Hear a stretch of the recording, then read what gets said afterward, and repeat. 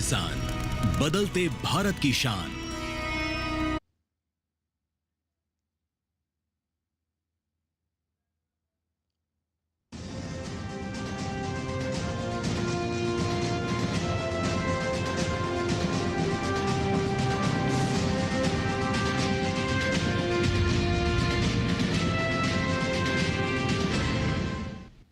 नमस्कार, स्वागत है आपका किसान समाचार में। मैं हूं रेशमा आपके साथ। आइए नजर डालते हैं हेडलाइंस पर।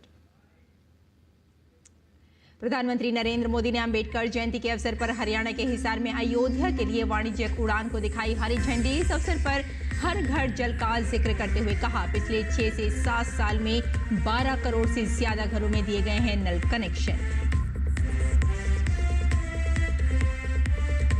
नेपाल में 4 दिनों तक चलने वाला द्वितीय राष्ट्रीय बागवानी एक्सपो 2081 रविवार को हुआ समाप्त। फूलों, फलों, कृषि, पौधों, वानिकी और जड़ी बूटियों की प्रदर्शनी में पौधों की 700 से अधिक प्रजातियां की गई प्रदर्शित।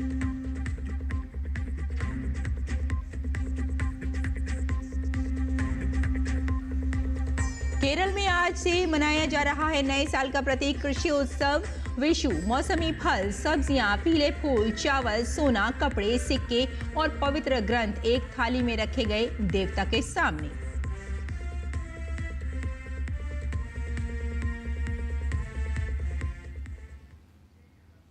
और आइए अब समाचारों पर डालते हैं विस्तार से नजर। प्रधानमंत्री नरेंद्र मोदी ने अंबेडकर जयंती के अवसर पर हरियाणा के हिसार में अयोध्या के लिए वाणिज्यिक उड़ान को हरी झंडी दिखाई। हिसार से अयोध्या की उड़ान सप्ताह में 2 बार के लिए होगी, जबकि जम्मू, अहमदाबाद, जयपुर और चंडीगढ़ के लिए सप्ताह में 3 उड़ानों को निर्धारित किया गया है। इस अवसर पर जनसभा को संबोधित करते हुए प्रधानमंत्री ने हर घर जल का जिक्र किया। उन्होंने कहा कि 6 से 7 साल में 12 करोड़ से ज्यादा घरों में नल कनेक्शन दिए गए हैं। गांवों में 80% घरों में नल से जल आता है। हमारी सरकार ने 6-7 साल में 12 करोड़ से ज्यादा ग्रामीण घरों में नल कनेक्शन दिए हैं। आज गांव के 80% घरों में, यानी पहले 100 में से 16, आज 100 में से 80 घरों में नल से जल आता है। और बाबा साहब का आशीर्वाद है, हम हर घर तक नल से जल पहुंचाएंगे। केंद्रीय गृह एवं सहकारिता मंत्री अमित शाह रविवार को मध्य प्रदेश के दौरे पर थे। अमित शाह भोपाल स्थित रविंद्र भवन में होने वाले राज्य स्तरीय सहकारिता सम्मेलन में शामिल हुए। इस कार्यक्रम में दूध और डेयरी उत्पादों से जुड़े विभिन्न क्षेत्रों के प्रतिनिधि भी मौजूद रहे। इस मौके पर राज्य सरकार द्वारा डेयरी उद्योग को बढ़ावा देने के लिए एक महत्वपूर्ण करार पर भी हस्ताक्षर किए गए। यह करार 5 वर्षों के लिए प्रभावी रहेगा और आवश्यकता पड़ने पर इसकी अवधि बढ़ाई जा सकेगी। इसके तहत हर ग्राम पंचायत में दूध संग्रहण केंद्र बनाए जाएंगे और दूध संघों की प्रोसेसिंग क्षमता को बढ़ाया जाएगा। इस मौके पर अमित शाह ने कहा कि प्रधानमंत्री मोदी ने स्वयं सहकारिता आंदोलन में बहुत बड़े बदलाव लाने का काम किया है।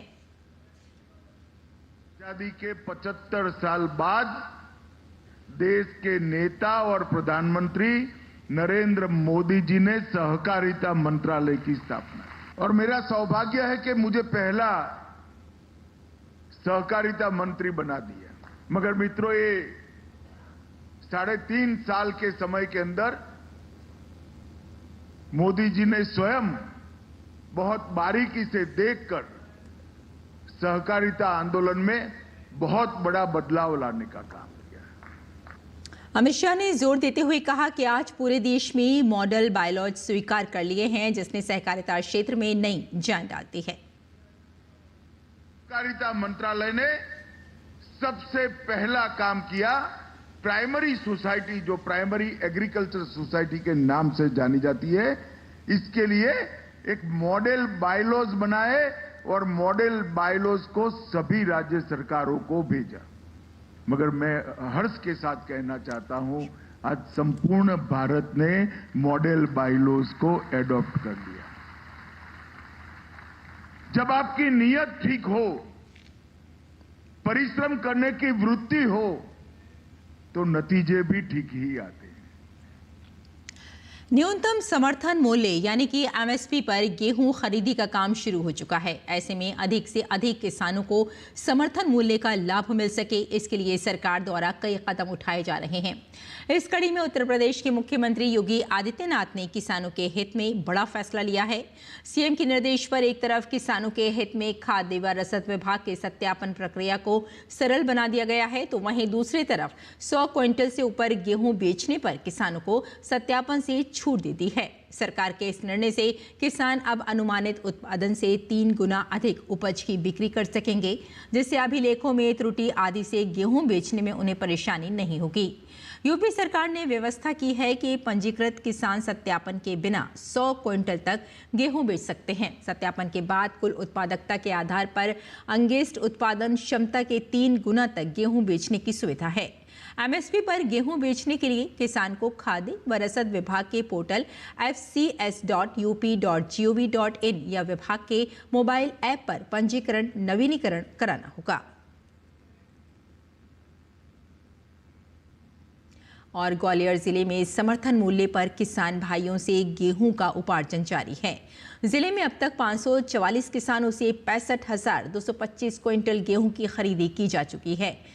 यह खरीदी 35 उपार्जन केंद्रों के माध्यम से की गई है। जिले में समर्थन मूल्य पर गेहूं खरीदी के लिए कुल 41 उपार्जन केंद्र स्थापित किए गए हैं। समर्थन मूल्य पर गेहूं बेचने के लिए जिले के कुल 13,574 किसानों ने 40 उपार्जन केंद्रों पर अपना पंजीयन कराया है।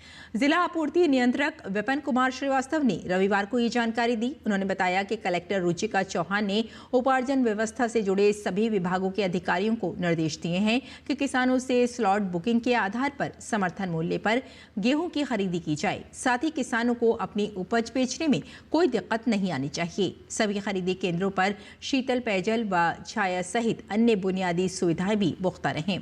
किसान भाई अपने मोबाइल से स्वयं की सुविधा के अनुसार खरीदी केंद्र तथा गेहूं बेचने की तारीख का चयन कर स्लॉट बुक करा सकते हैं। सरकार द्वारा 2600 रुपये प्रति क्विंटल के हिसाब से समर्थन मूल्य पर गेहूं की खरीदी की जा रही है। इसमें 175 रुपये प्रति क्विंटल बोनस शामिल है।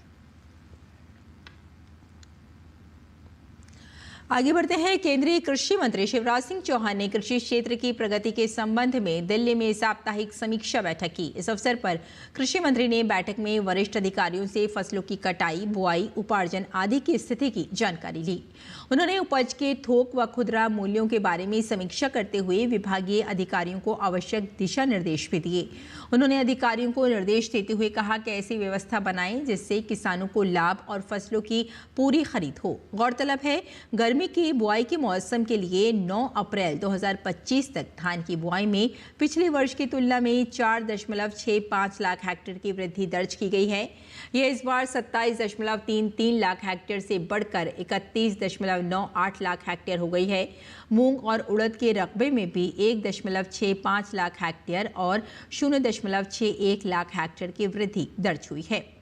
गेहूं के लिए प्रमुख राज्य उत्तर प्रदेश, मध्य प्रदेश, पंजाब, हरियाणा, राजस्थान और बिहार हैं, जिनमें कटाई की स्थिति बेहतर है। केंद्रीय मंत्री श्री शिवराज सिंह चौहान ने अधिकारियों से कहा कि किसानों को खाद, बीज आदि आदानों की पर्याप्त उपलब्धता सुनिश्चित की जानी चाहिए, जिस पर बैठक में सभी उर्वरक की स्थिति पर्याप्त बताई गई।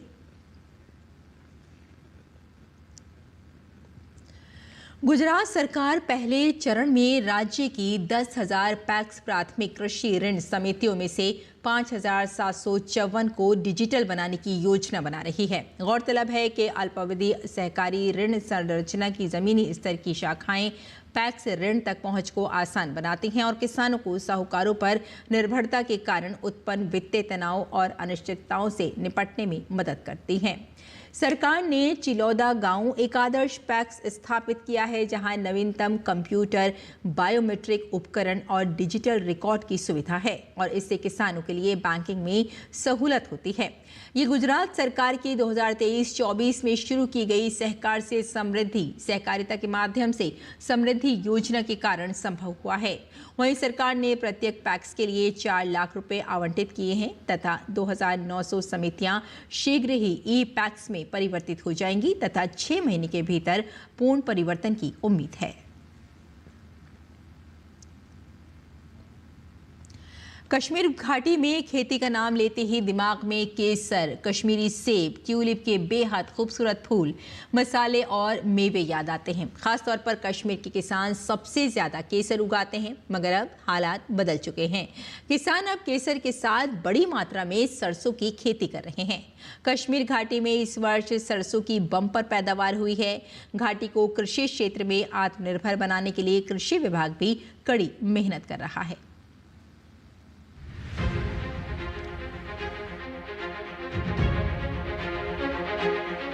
कश्मीर घाटी अपनी सुंदरता के लिए दुनिया भर में मशहूर है, या यूं कहिए कि जन्नत का दूसरा नाम ही कश्मीर है। अनुच्छेद 370 हटने के बाद जम्मू कश्मीर विकास की राह पर है। मोदी सरकार न केवल यहाँ के बुनियादी ढांचे पर जोर दे रही है, बल्कि कृषि क्षेत्र में पैदावार बढ़ाने पर भी बल दे रही है। इसी कड़ी में कश्मीर कृषि आत्मनिर्भरता में एक महत्वपूर्ण मील का पत्थर हासिल करने की राह पर है। खास तौर पर इस साल सरसों उत्पादन में एक बड़ी सफलता के लिए तैयार है। इस साल सरसों का कुल उत्पादन 1,43,476.9 मीट्रिक टन तक पहुंचने की उम्मीद है, जो कि 2024 में 1,07,476.9 मीट्रिक टन था। देखा जाए तो पिछले साल की तुलना में इस बार सरसों में 36,000 मीट्रिक टन की अनुमानित वृद्धि देखी जा रही है। वहीं प्रदेश के कृषि विभाग के मुताबिक कश्मीर में तिलहन की खेती में पिछले 2 वर्षों में उल्लेखनीय वृद्धि हुई है। इस साल पिछले 3 सालों में under holistic agriculture development program हमने national mission on oil seed program के अंडर जो है उसके एरिया कवरेज में इंक्रीज किया है, जो आज करीबन 25,234 हेक्टेयर तक हमारी जो एरिया कवरेज है वो पहुंच चुकी है। हमारी जो प्रोडक्शन, प्रोडक्टिविटी और एरिया कवरेज उसमें हमने रोज बरोज इजाफा किया है। दूसरी तरफ सरसों की खेती में लगे घाटी के किसानों में खुशी का माहौल है। खेती के क्षेत्र में विस्तार और सरसों के उन्नत किस्मों के बीजों के उपयोग को उत्पादन में वृद्धि के एक प्रमुख कारक के रूप में माना जा रहा है, और इस बीच किसान लगातार कृषि विभाग के सहयोग की भी सराहना करते नहीं थक रहे। जहाँ तक मस्टर्ड का सवाल है, आज बम्पर क्रॉप्स हैं हमारे पूरे अनंतनाग में। एग्रीकल्चर डिपार्टमेंट ने काफी इसमें हमें सहायता की है, आज तक गाइडेंस की है। उसकी वजह से जो बम्पर क्रॉप्स हैं, हम एग्रीकल्चर डिपार्टमेंट के भी शुक्रगुजार हैं। इस सीजन में कश्मीर के सरसों उत्पादन में अनंतनाग जिला सबसे आगे रहा, जहां 34,427 मीट्रिक टन सरसों की अनुमानित उपज है।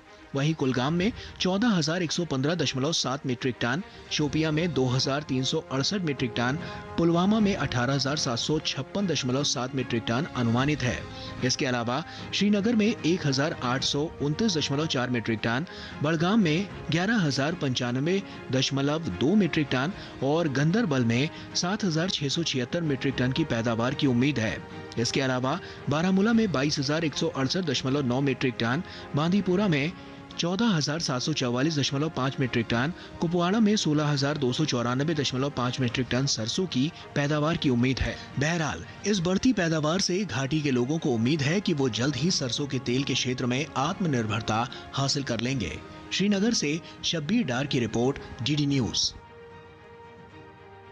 और राजस्थान में किसानों को खेती की सुरक्षा के लिए भी अनुदान दिया जाता है। तारबंदी योजना के तहत ये अनुदान दिया जाता है। विभागों ने इस योजना के आवेदन की नई गाइडलाइन जारी की है। इस बार तारबंदी योजना के नियमों में बदलाव भी किया गया है। इस बदलाव के अनुसार पहले 6 बीघा भूमि होने पर ही तारबंदी योजना का लाभ मिलता था। अब सरकार ने 2 बीघा भूमि पर भी योजना का लाभ देने की घोषणा की है।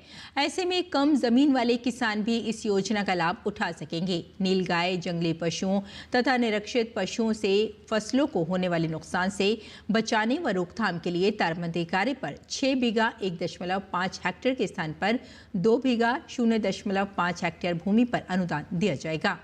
इन बदलावों से किसानों को काफी फायदा होगा। किसान अधिक लाभ उठा सकेंगे।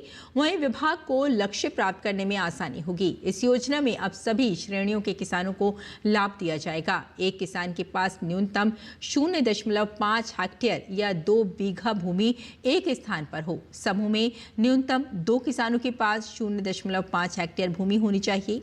योजना में पति पत्नी को भी अलग अलग लाभ दिया जाएगा। किसान तारबंदी या जालबंदी में करंट नहीं छोड़ सकते हैं। तारबंदी करने वाली सभी श्रेणियों के किसानों को 50% या 40,000 अनुदान दिया जाएगा।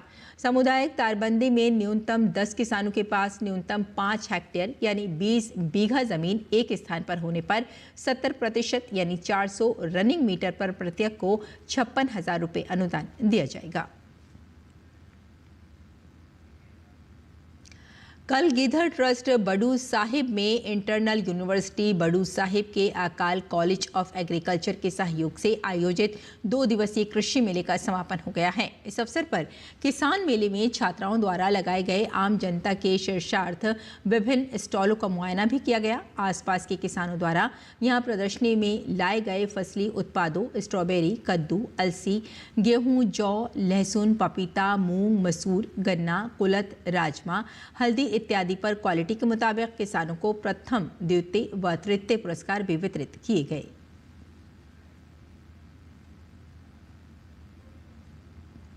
पशु चिकित्सा और पशु विज्ञान विश्वविद्यालय बीकानेर का 8वां दीक्षांत समारोह आगामी 15 अप्रैल को संत मीराबाई सभागार महाराज गंगा सिंह विश्वविद्यालय बीकानेर में आयोजित होगा। कुलपति आचार्य मनोज दीक्षित ने बताया कि विश्वविद्यालय के 8वें दीक्षांत समारोह हेतु सभी तैयारियों को अंतिम रूप दिया गया है। राज्यपाल एवं कुलाधिपति हरिभाऊ बागड़े द्वारा विद्यार्थियों को उपाधियां एवं पदक प्रदान किए जाएंगे। डॉक्टर नितिन वी पाटिल कुलपति महाराष्ट्र पशु विज्ञान एवं मत्स्य विज्ञान विश्वविद्यालय नागपुर महाराष्ट्र समारोह के दीक्षांत अतिथि होंगे तथा जोराराम कुमावत मंत्री पशुपालन गोपालन डेयरी एवं देवस्थान विभाग राजस्थान सरकार समारोह के मुख्य अतिथि होंगे।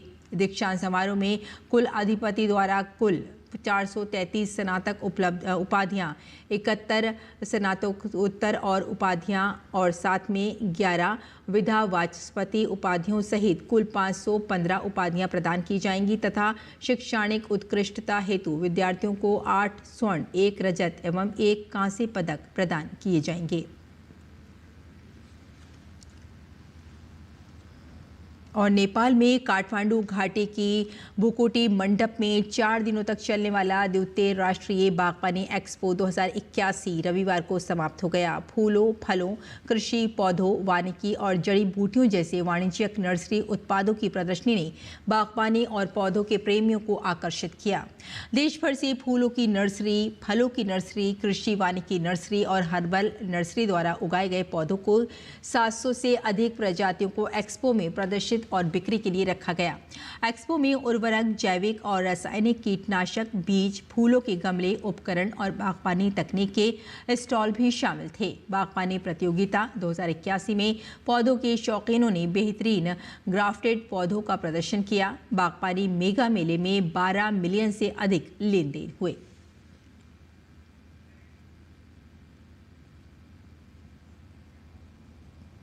केरल में नए साल का प्रतीक कृषि उत्सव विशु आज पूरे राज्य में मनाया जा रहा है।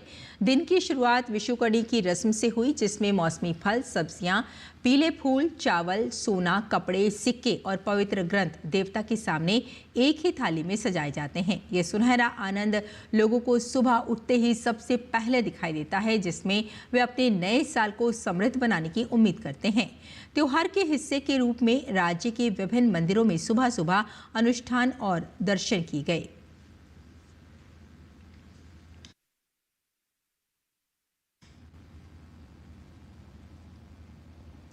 और अब बात करते हैं मौसमी खेती की और जानते हैं कि इस मौसम में किसान अपनी खेती का कैसे रखें ख्याल।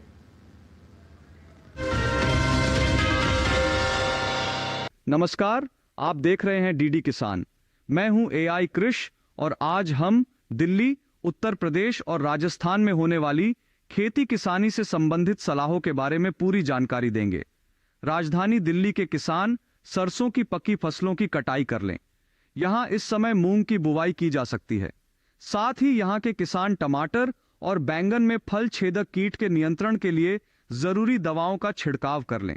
दिल्ली में ही किसान मटर को पाउडरी फफूंद रोग के प्रकोप से बचाने के लिए जरूरी कीटनाशक छिड़क लें। उत्तर प्रदेश के पश्चिमी मैदानी इलाकों के किसान मटर, सरसों, मसूर और गेहूं की पकी फसलों की कटाई का काम कर लें। यहां के किसान मक्के की फसल की समय पर आवश्यकता अनुसार सिंचाई करें। साथ ही यहां के किसान मक्के के खेतों को खरपतवारों से मुक्त भी रखें। यहां इस समय खीरा, करेला, लौकी, तोरई, पालक, फूल गोभी, बैगन, भिंडी और अरबी की बुवाई की जा सकती है। राजस्थान में इस समय भिंडी की अर्का अनामिका और प्रबानी क्रांति जैसी किस्मों की बुवाई की जा सकती है। राजस्थान के दक्षिणी मैदानी इलाकों के किसान मक्का को फॉल आर्मीवर्म से बचाने के लिए इमामेक्टिन बेंजोएट का छिड़काव कर लें। यहाँ के पूर्वी मैदानी इलाकों के किसान इस समय कद्दू वर्गीय सब्जियों की बुवाई कर सकते हैं। साथ ही यहाँ के किसान जौ की पकी फसलों की कटाई का काम भी कर लें। वहीं राजस्थान के पश्चिमी मैदानी इलाकों के किसान गेहूं की पकी फसलों की कटाई कर लें। राजस्थान के उत्तर पश्चिमी मैदानी इलाकों के किसान इस मौसम में कपास और सरसों की बुवाई कर सकते हैं। साथ ही यहाँ के किसान गेहूं की फसल को पीले रथुए से बचाने के लिए प्रोपिकोनाजोल का स्प्रे कर लें। इसी तरह कृषि और किसानों से जुड़ी हर महत्वपूर्ण जानकारी के लिए हमारे साथ जुड़े रहिए और देखते रहिए डीडी किसान। धन्यवाद। मशरूम, जिसे खुंब भी कहा जाता है, स्वाद और पौष्टिकता से भरपूर है। इसमें काफी मात्रा में प्रोटीन पाया जाता है। अलग अलग मौसम के हिसाब से इसकी कई किस्में मौजूद हैं। खासकर उत्तर भारत के मैदानी इलाकों में सफेद बटन मशरूम, शिटाके मशरूम, धान पुआल खुम्ब, ऑयस्टर मशरूम और दूधिया मशरूम की खेती की जाती है। अलग अलग किस्मों के कारण ही अब साल भर मशरूम की पैदावार संभव हो पाई है। एक रोचक बात यह है कि गर्मी के मौसम में पैदा होने वाला दूधिया मशरूम भारत की ही देन है। दूधिया मशरूम को फरवरी से अप्रैल तक बोया जा सकता है। इसके अलावा शिटाके मशरूम को सितंबर से फरवरी के बीच बोया जा सकता है। ऑयस्टर को ढींगरी मशरूम भी कहा जाता है। इसकी खेती लगभग पूरे साल की जा सकती है। मशरूम की बुआई के लिए कंपोस्ट तैयार किया जाता है। कंपोस्ट गेहूं के भूसे या धान के पुआल, गेहूं या धान के चोकर, ammonium sulphate, urea, potash, gypsum और शीरे से तैयार किया जाता है। भूसा 1 साल से अधिक पुराना और बारिश में भीगा नहीं होना चाहिए। इस तरह तैयार कंपोस्ट की 8 से 10 इंच की परत ट्रे या थैलियों में भर दी जाती है। बटन मशरूम के कवक जाल की वृद्धि के लिए 22 से 25 डिग्री का तापमान और 80 से 85% नमी होनी चाहिए। बोने के लिए हवादार और तापरोधी मशरूम घर बनाया जाता है, जिसके भीतर तापमान और जरूरी नमी को बनाए रखा जा सके। मशरूम घर का फर्श पक्का होना जरूरी है। 1 वर्ग मीटर क्षेत्रफल में औसतन 8 से 10 किलो मशरूम की उपज होती है, जो 100 किलो कंपोस्ट में 6 से 8 हफ्तों में प्राप्त होती है। तुड़ाई के बाद मशरूम को बहते पानी में धोकर तुरंत 5 डिग्री सेंटीग्रेड पर ठंडा कर लेना चाहिए। इसकी पैकिंग 200 ग्राम या 500 ग्राम के थैलों में की जाती है। मशरूम की फसल बहुत तेजी से बढ़ती है और इसलिए बाजार का इंतजाम बेहद आवश्यक है। और हाँ, जंगली मशरूम और खाने वाली मशरूम अलग अलग होती हैं, इसलिए मशरूम के लिए नजदीकी कृषि विज्ञान केंद्र या कृषि विश्वविद्यालय से ट्रेनिंग जरूर लें।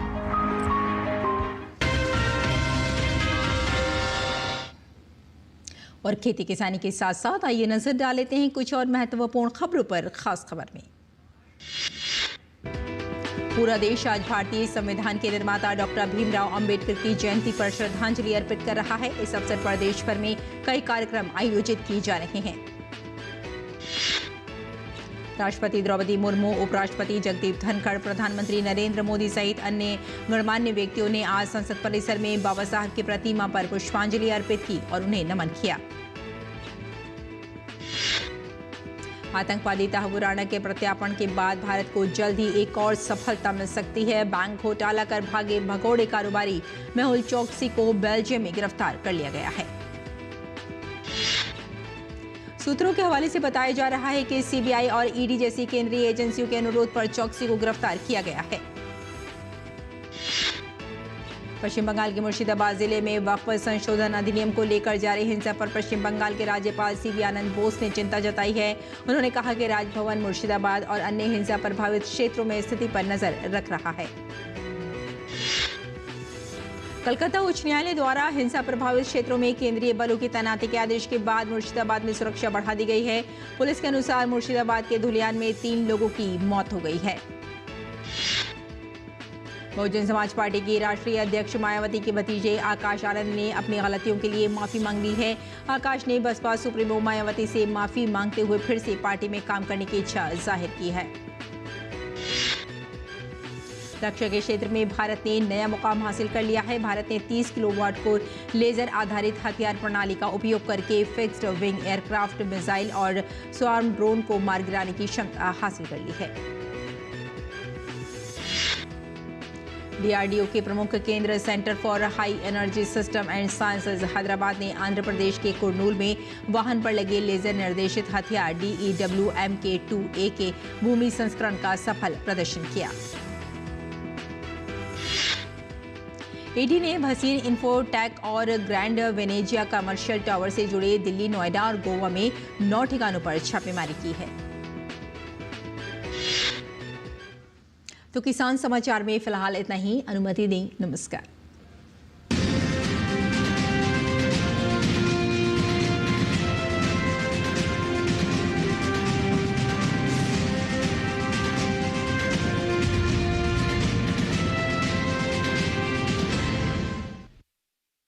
नमस्कार।